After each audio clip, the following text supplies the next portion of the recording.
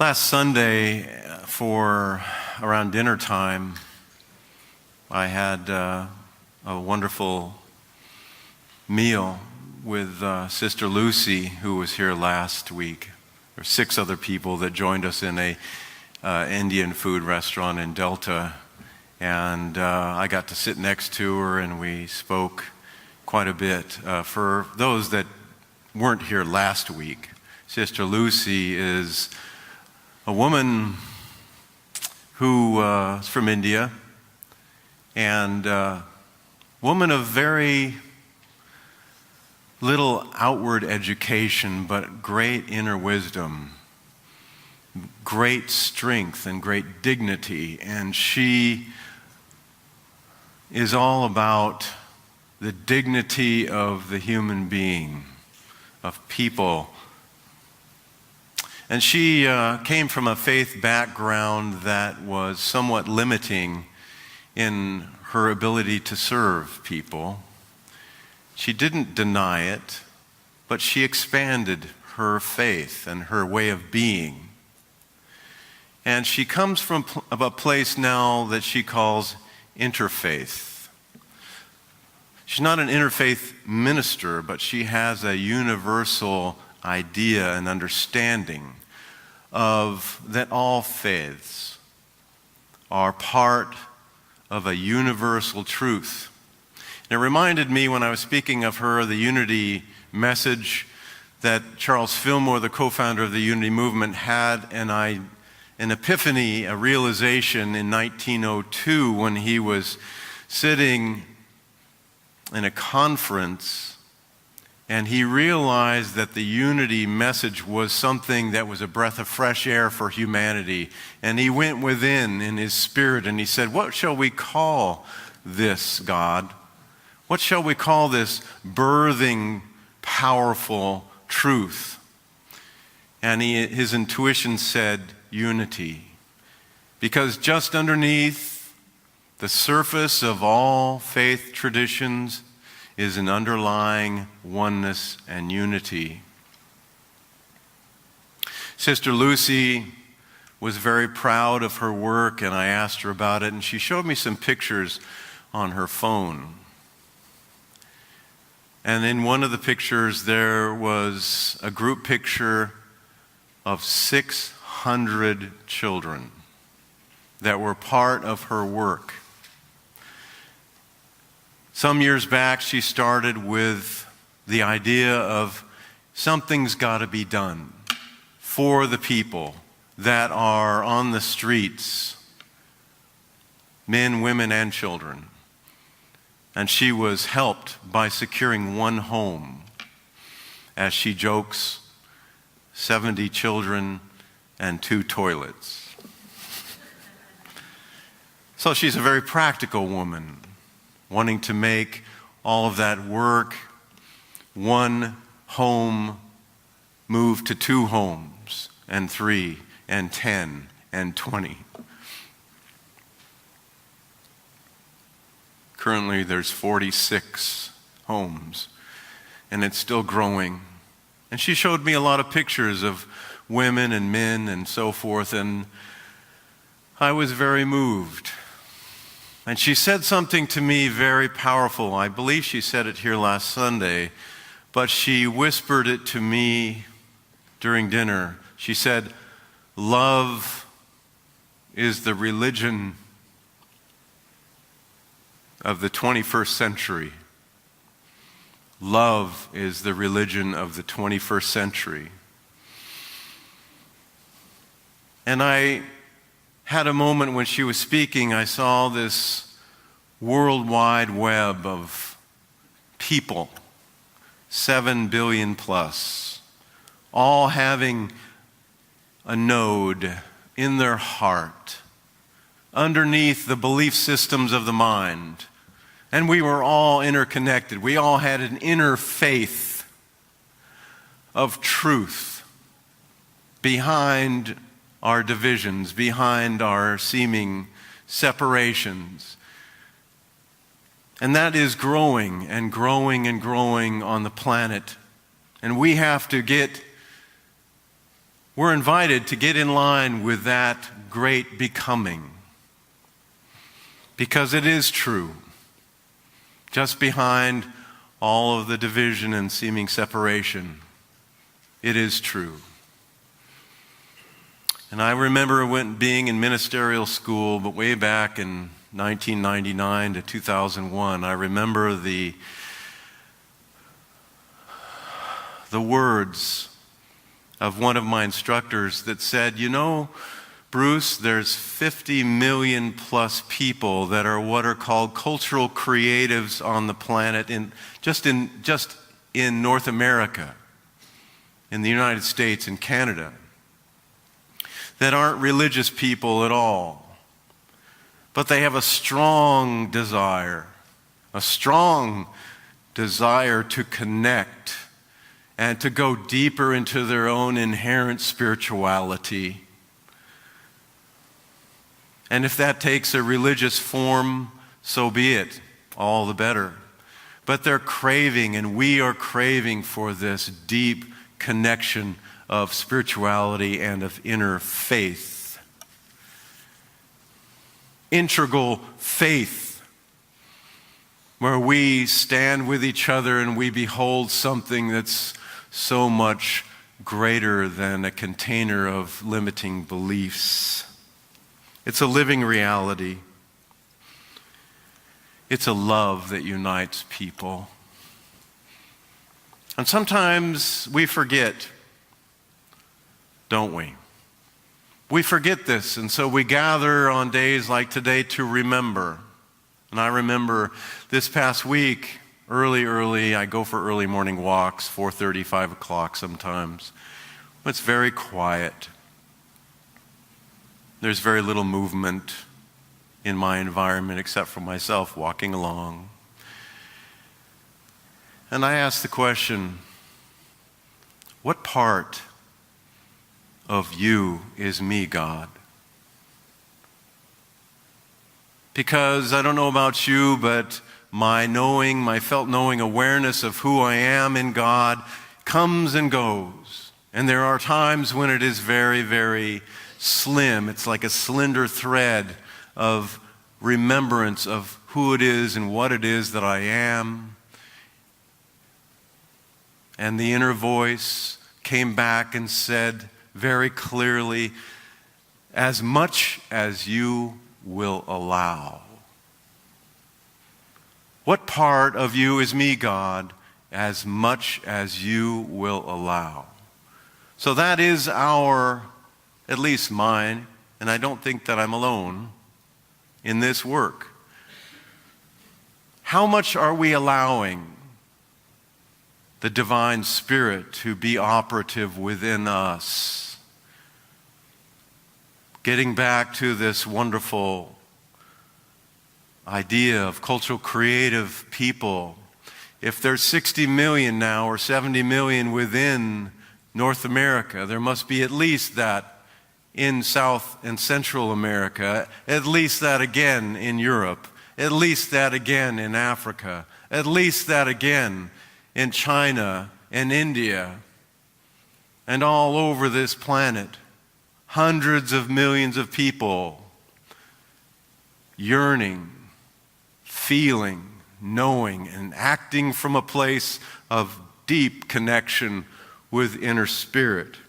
And I came across something wonderful that I would like to share with you. It's called a spiritual conspiracy. You might find yourself within the ranks of this offering. On the surface of the world right now, there is war and violence and things seem dark. But calmly and quietly at the same time, something else is happening. An inner revolution is taking place. And certain individuals are being called to a higher light.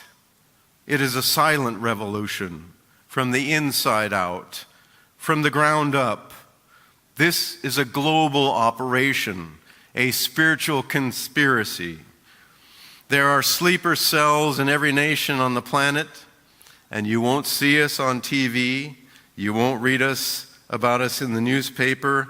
You won't hear about us on the radio. We don't seek any glory. We don't wear any uniform. We come in all shapes and sizes and colors and styles. And most of us work anonymously. We are quietly working behind the scenes in every country and culture of the world. Cities, big and small, mountains and valleys, and farms and villages, tribes and remote islands. You could pass by one of us on the street and not even notice. We go undercover. We remain behind the scenes. It is of no concern to us who takes the final credit, but simply that the work gets done. Occasionally we spot each other on the street and we give a quiet nod and continue on our way.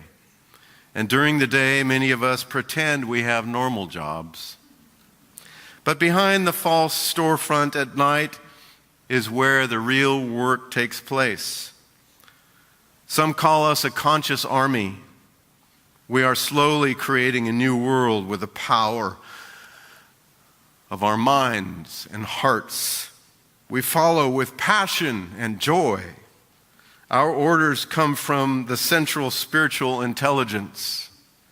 We are dropping soft, secret love bombs when no one is looking. Poems, hugs, music, photography, movies, kind words, smiles, meditation and prayer, dance, social activism, websites, blogs, random acts of kindness. We each express ourselves in our own unique ways, with our own unique gifts and talents. Be the change you want to see in the world. That is the motto that fills our hearts. We know it is the only real way of transformation that can take place. We know that quietly and humbly we have the power of all the oceans combined. Our work is slow and meticulous, like the formation of mountains. It is not even visible at first glance, and yet with it entire tectonic plates shall be moved in the centuries to come. Love is the new religion of the 21st century. You don't have to be a highly educated person or have any exceptional knowledge to understand it. It comes from the intelligence of the heart, embedded in the timeless evolutionary pulse of all human beings. Be the change you want to see in the world. Nobody else can do it for you. We are now recruiting. Perhaps you will join us or already have. All are welcome. The door is open. Author unknown. Be the change you want to see in the world. That was a quote, I believe, from Mahatma Gandhi. Mahatma means great soul. It takes a great soul to rise up and to be part of this movement in consciousness.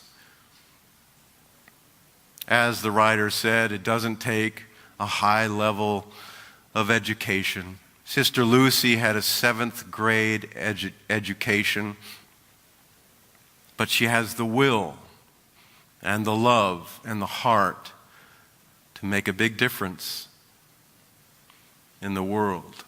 Total dedication, total conviction, total love. Unity has always been a part of a quiet revolution. I remember back in 2001 when the Twin Towers came down, I had a number of people that came up to me and said, "We need to take a stand for this. We need to get involved. We need to become social activists in our church." My response was, that's not what unity is about.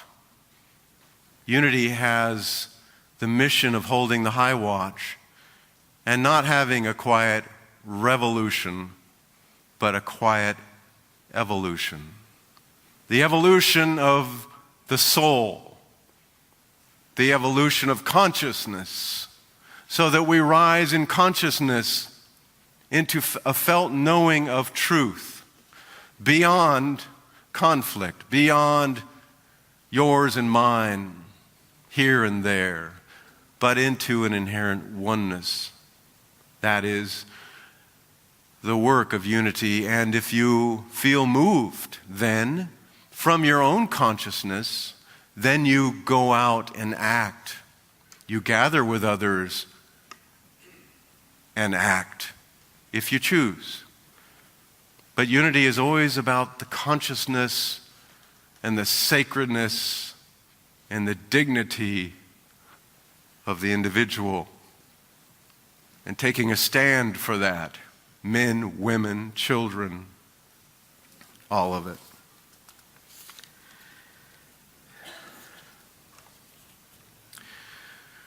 There's a unity author that I like to quote too. Her name's Sue Sicking. I remember back in 1977 going to a retreat with her in Lake Tahoe, California. She was about 80 years old then. And it was near Halloween. And she said, she touched me on my heart and she said, "Do you have a ghost in your haunted house, Bruce?" I was quite young then, 20. But I'll never forget that, her eyes of love. And I know that love is the religion, was the love. Her religion was love. She said from her book, Letter to Adam, "Perhaps man's greatest secret is the hidden power that grows and unfolds in him. The secret is that everything we are and have or could ever have expands from within our own being." That is a classic statement of the unity faith tradition. And I'm not what some people might call, or we almost jokingly say about ourselves, I'm not a unitic.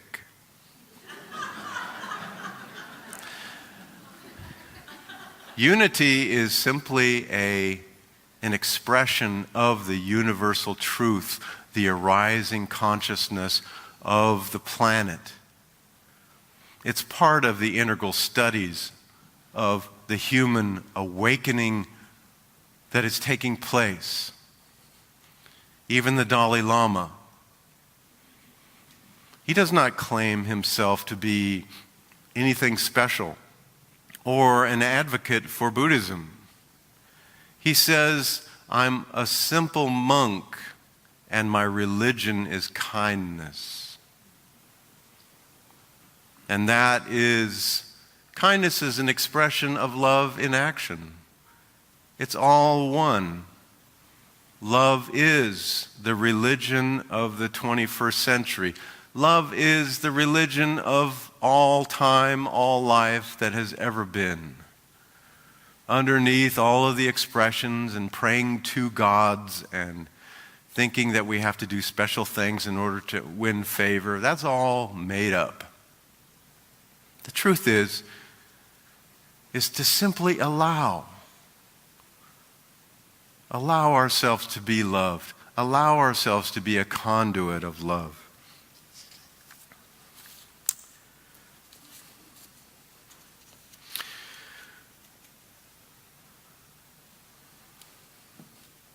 Be the change you want to see in the world. I would change one word. I would substitute one word by saying, be the love you want to see in the world, and the change will follow. It's all about the love. I hope that you feel that love here today. There was one person that I shared with a couple 3 weeks ago, first time I think, here. And I said, well, how did you like the service? And she said, the love's almost too intense here. I don't know if I can stand it. And she had tears in her eyes because of what it was touching inside of her. She was actually quite serious about that. And my response was, allow yourself to be healed. Allow it to come up. Allow there to be a transformation. Allow yourself to be supported. This is a good place to be supported.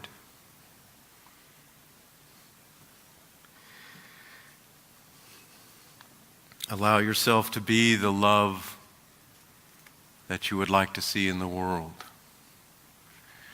Today, after the service, we have an opportunity to be downstairs, share soup and bread. Sorry, there's no pie today, unless somebody brought some. But there's soup and bread, which is a gesture of our love for you. God bless Ross and Duran, who've worked so hard to make that a reality for us. They put a lot of love into that.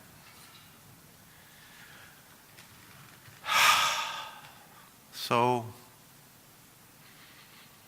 it's a simple message, really, but the most profound thing that we can ever experience. Love prompts people like Sister Lucy to keep on keeping on. And I saw other pictures of men almost at death's door being taken in. And she said, you know, I saw Mother Teresa once doing her work. And it inspired me, and I worked from that place. This was in India. And I'll never forget, must have been 1977 or 8, on a TV show, Good Morning America or something like that, Mother Teresa was walking with a cameraman, and she was helping a man that was dying in the streets.